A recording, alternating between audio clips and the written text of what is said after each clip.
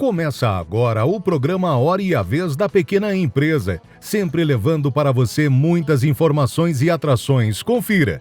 O consultor Sebastião Oliveira orientando os empresários a se planejarem para o ano de 2024. O economista Otto Nogami explicando como a questão fiscal impacta a redução da taxa de juros. O auditor e perito contador Vitor Stanquevicius falando sobre a exigência do IOF nas operações de mútuo, que são empréstimos entre pessoas jurídicas do mesmo grupo. O evento de comemoração do aniversário de 71 anos da 2ª Divisão de Exército, ocorrido esta semana no Comando Militar do Sudeste, na capital paulista. E nesta semana, o presidente do SINP, Joseph Cury, recebe o professor Tércio Ambrise, diretor do Instituto de Energia e Ambiente da USP. Fique conosco.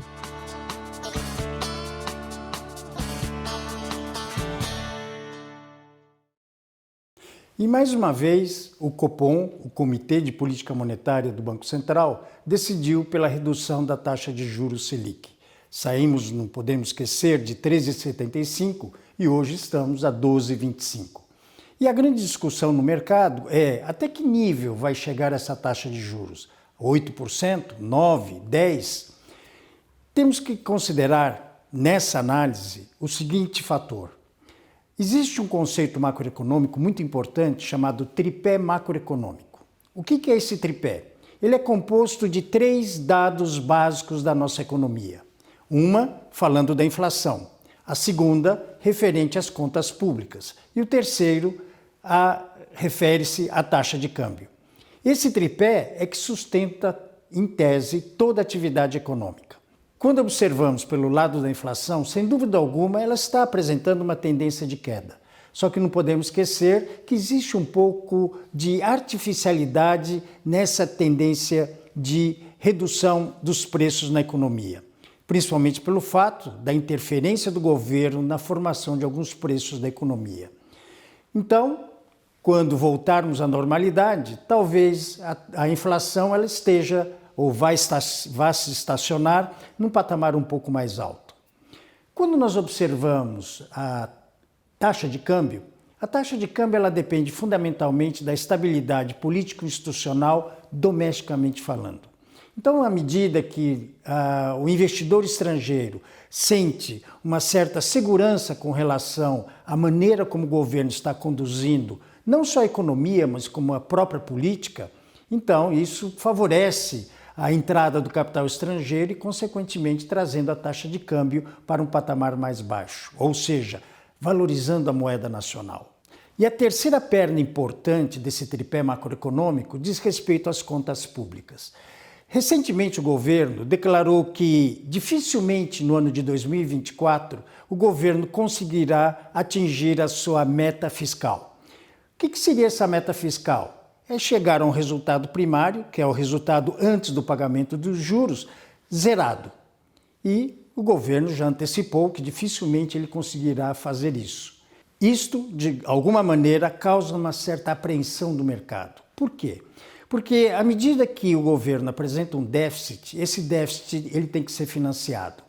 E vejam, nós já estamos num patamar extremamente alto com relação à nossa dívida pública. Então, se o governo não cumpre a meta, zerando o resultado primário e fazendo crescer ainda mais essa dívida pública, a percepção de risco aumenta. E à medida que essa percepção de risco aumenta, o investidor ou financiador da dívida pública, ele vai querer uma taxa de juros mais alta. Então, nesse cenário, toda essa discussão com relação à reforma tributária e o próprio alcance dessa meta fiscal são extremamente importantes, justamente para quê? Para permitir, eventualmente, novas quedas da taxa de juros.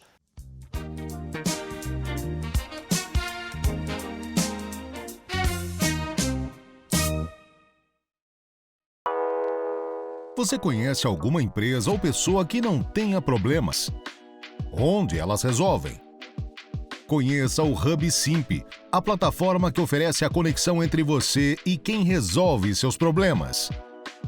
Veja algumas das soluções: capital de giro, antecipação de recebíveis, comércio exterior, importação e exportação. estruturação de empresas, abertura e alteração de empresas, certificação digital, gestão tributária, fiscal e dívidas. Hub Simp. Acesse www.simp.org.br.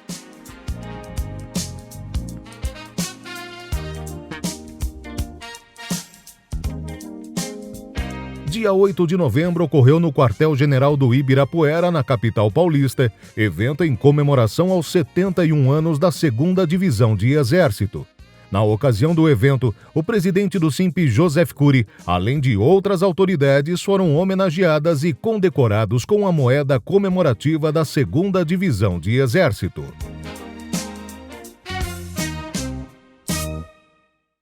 O aniversário é uma oportunidade de nós agradecermos aos homens e mulheres, aos 9.500 homens e mulheres que compõem a nossa divisão de exército, que são homens e mulheres que diuturnamente se preparam, têm suas instruções para que possam responder à altura da nação, à altura do nosso exército, quando for chamado para o cumprimento de alguma missão constitucional. E é uma tropa que o exército pode lançar mão a qualquer lugar, para qualquer tempo que for necessário, qualquer lugar, ela estará sempre pronta para rapidamente atender ao chamamento. Daí a importância, é uma tropa expedicionária por excelência, muito bem equipada, muito bem treinada, adestrada e com um pessoal muito comprometido.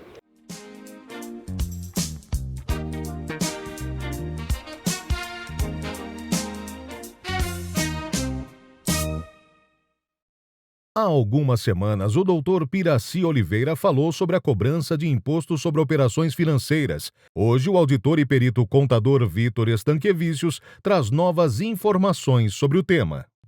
Como muito bem disse o Dr. Piraci naquela ocasião, devem os administradores das pessoas jurídicas revisitarem, este foi o termo muito bem trazido pelo advogado naquela ocasião, devemos revisitar as contabilidades destas pessoas jurídicas, a mutuante e a mutuária, para verificar se nos últimos 5 anos, de maneira retroativa, tais tributos foram provisionados e recolhidos. Sob pena de, se assim não procederem tais empresas na revisitação destes valores e destas circunstâncias, serem, no futuro próximo, serem punidas através de uma sanção fiscal pela falta do recolhimento do citado tributo.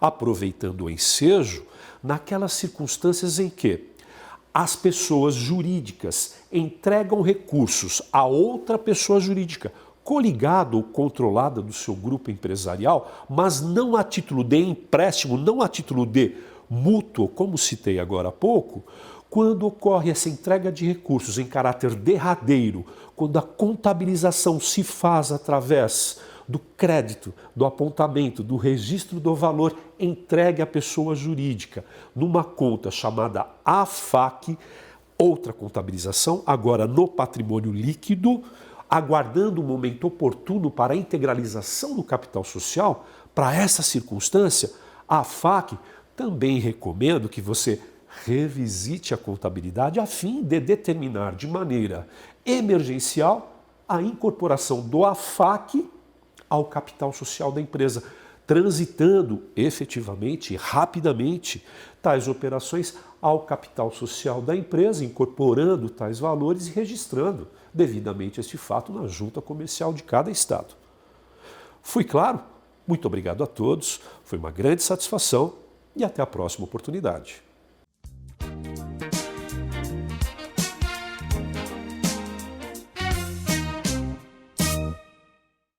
Estamos no final de 2023.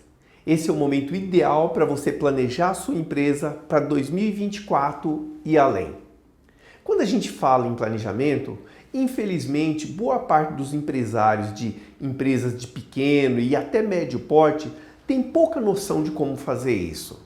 Eles confundem planejamento com uma certa ideia vaga. Ou então, quando eu pergunto para eles o que de fato você pretende em 2024, eles nos falam algumas coisas no gerúndio. A gente vai aprimorando a nossa operação, a gente vai crescendo no mercado. Eu brinco que eu estou com uma cruzada contra o gerúndio nas empresas. Planejamento precisa ter começo, meio e fim. Planejamento precisa ter projeto. Projeto implica você ter objetivos claramente definidos e ações claramente definidas para atingir esses resultados que você deseja. Por exemplo, em uma certa empresa, uma indústria que a gente atuava até um certo tempo atrás, eles queriam ampliar o faturamento, eles queriam crescer o faturamento. Mas quando você fala em crescer 10, 20, 30 ou 40% do faturamento, isso é vago, ainda que seja um objetivo bom e louvável, mas ele é vago. Onde exatamente você quer crescer esse faturamento? No caso dessa empresa, a gente percebeu que para ele aumentar o faturamento, ele tinha que ter um portfólio, uma linha de produtos maior do que ele tem hoje. Afinal, a empresa estava muito concentrada em alguns poucos produtos durante muito tempo.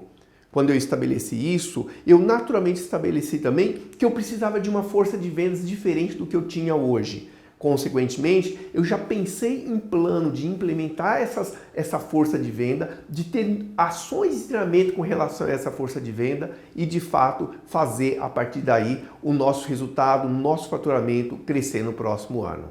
Não perca de vista isso, planeje seu negócio e bons resultados no próximo ano. Entrevista da semana. Nosso convidado de hoje é o professor Dr. Tércio Ambrizzi. É um prazer tê-lo conosco. Prazer é meu, Curi. O senhor é especialista, não dá para falar de seu currículo, senão nós vamos ficar o tempo do programa inteiro falando de sua expertise. Mas algumas questões hoje que afetam a todos nós, por exemplo, a mudança climática. Furacão, tufão, vendaval, enchente, etc. Nos fale um pouquinho a respeito. Qual a causa de tudo isso? Bom, essa é um tema atual, um tema importante. Na verdade, esses sistemas meteorológicos, furacão e outros, eles já existem na atmosfera, né, já faz muito tempo. O que vem acontecendo é o seguinte, eles têm estado intensificados. E por quê? Porque, na verdade, a nossa atmosfera ela tem se aquecido ao longo dos últimos anos. Na verdade, nos últimos 30, 40 anos, ela está dando um salto de aumento de temperatura. Então, a temperatura média global tem aumentado. E por que ela tem aumentado? Porque ela tem uma relação direta com o aumento daquilo que a gente chama de gases de efeito estufa, que são gases que, na verdade, são naturais, que protege o nosso planeta e mantém o aquecimento do nosso planeta, só que, através da queima de combustível fóssil, incêndios florestais, mau uso da terra e outros, né, nós temos simplesmente aumentado a quantidade desses gases na atmosfera e grande parte da energia, do calor que deveria fugir para o espaço, tem ficado aqui. Então isso tem aquecido o nosso planeta. E com esse aquecimento, nós temos visto várias catástrofes, né, e uma modificação, né, de sistemas de tempo, né, e do clima ao longo de todo o nosso planeta. Nós temos ouvido estudos internacionais da tendência do aquecimento desse ano e do futuro. Quais são os dados científicos disponíveis nesse momento sobre esse tema?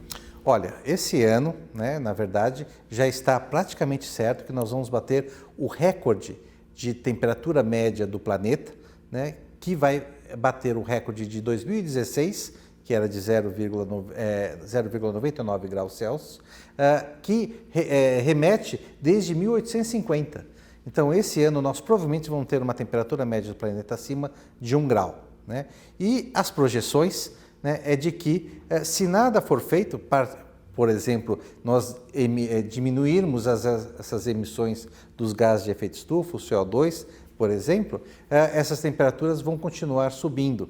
Né? E apesar de nós termos uma meta, né, numa das COPs de Paris, COPs é aquela reunião que os países discutem como eles vão efetivamente cortar essas emissões, que era de 1,5, né, nós não vamos conseguir atingir isso, nós vamos passar isso e muito. Então as perspectivas para o futuro é de que, se nada for feito, essa temperatura deve aumentar para 2, 3 e quem sabe até 4 graus. E a consequência disso é derretimento das geleiras nos polos, mais furacão, mais tufão, mais tragédia climática causada pelo homem, é isso? Infelizmente, sim, né? Na verdade, com esse aquecimento extra na atmosfera, os oceanos têm absorvido esse calor extra, né? Eles também têm sido modificados, né? Isso tem tido um impacto no gelo do Polo Norte, que ano após ano está diminuindo durante o inverno, e também esse ano, por exemplo, a Antártica bateu o recorde de menos gelo de expansão, né, que já registrados até hoje, né? Os grandes sistemas, furacões, ciclones que têm nos afetado, eles estão absorvendo essa energia extra e tem estado muito mais intenso. Não há indicações que o número tenha se modificado, mas a intensidade deles tem se modificado. E um outro fator importante, né, que os oceanos absorvendo esse calor, eles expandem, né? Tipo aquela panela de água no fogão, né? Se você deixar lá, a água pode simplesmente transbordar. Os oceanos é a mesma coisa. Grande parte do aumento do nível do mar é em função dessa expansão térmica. Então, se a temperatura continua subindo, os oceanos vão continuar aquecendo e ele vai expandir e o nível do mar vai aumentar e muito, né? E com isso, claro, populações que moram na área costeira, e nós temos uma grande parte da população, né? Lembrando que toda a migração foi do oceano para dentro dos continentes, vai sofrer muito e, com isso, um impacto muito grande. Agora, temos algum horizonte de melhora ou todas as projeções indicam que continuaremos tendo elevação da temperatura, continuaremos tendo o agravamento das catástrofes climáticas existentes e que estamos vivendo nesse exato momento? Essa é uma pergunta importante. Eu sou uma pessoa otimista, né? Então eu acredito que aquilo que nós estamos discutindo nas COPs, né, que é essa reunião dos países, ano a ano que tem ocorrido, a 30ª COP vai ser aqui em Belém, 2025, se os países realmente se unirem, né, para cortar as emissões, associado a isso, né, a tecnologia aplicada, né, carros menos poluentes, indústrias, né, muito menos poluentes também, né, com uma sustentabilidade maior, né, e uma educação ambiental, né, as pessoas tendo um compromisso com o meio ambiente, aí eu acho que, e a meta dentro das COPs é que em 2050 nós tenhamos um equilíbrio, né, ou seja, aquilo que nós emitirmos, nós vamos absorver. E com isso a temperatura, ela deixa de mudar, porque ela atinge um patamar e fica estável ali, né? E com isso a gente vai conseguir controlar esse aumento. Mas na COP que se realizou no Rio de Janeiro, as previsões dos cientistas era que exatamente o que nós estamos vivendo nesse momento iria ocorrer. Aumento da intensidade, etc. Ou seja, a ciência prova de que as questões ambientais são científicas, elas não são achismo, elas são técnicas, profissionais. É isso? Curi, exatamente. Digo mais, né? Antes da Rio 92, né, há muito tempo atrás, já havia muitas evidências científicas de que tinha essa tendência de aumento da temperatura e isso poderia estar causando muitos desses eventos extremos, né? Aí ocorreu a COP92, né? Os países, agora sim, nós estamos juntos e se propôs, né, uma atitude mais de sustentabilidade para o planeta, né? E infelizmente nós ainda estamos discutindo isso, né? E as ações não têm sido tão rápidas quanto seriam necessárias. Só para aprofundar um pouco isso, em se tendo a continuidade do cenário que infelizmente nós estamos vivendo referente à questão climática, isto pode afetar a produção de alimentos, a produção animal, de carnes, etc., ou não corremos esse risco ainda, ou a tendência é que poderemos ter problemas nessa área? Na verdade, vários estudos, né, na parte agrícola mostram que alguns dos commodities, arroz, café, né, feijão, milho, eles suportam um aumento de temperatura até certo grau. Então, à medida que você começa a aumentar a temperatura nessa região, né, eles começam a diminuir a produção. né? Hoje, por exemplo, São Paulo não é o maior produtor de café e já foi no passado. Mas por quê? Porque a temperatura no nosso estado aumentou. Hoje você tem café na parte mais alta e aí em Minas nas partes mais altas, e hoje o café está expandindo para o sul, onde a temperatura está mais próxima daquilo que era em São Paulo. Então, na verdade, o aumento da temperatura ou mesmo a variabilidade da chuva, né, ou seja, você ter períodos de grande seca e depois períodos de muita chuva, isso afeta demais a produção agrícola. Então, nós temos que nos readaptar, né, e mudar, né, a maneira de plantar e também, né, aonde você vai plantar determinados tipos de produtos para que eles estejam mais adaptados ao novo clima que está se configurando. Floresta amazônica e os cerrados. Estamos tendo queimadas, estamos tendo destruição da floresta em índices menores, bom, sem entrar no mérito. Qual a visão e o risco que nós temos? Nós estamos próximo a um ponto em que isso será irreversível ou nós estamos ainda a tempo de conseguir reverter um quadro de uma catástrofe ambiental na Amazônia e no Cerrado?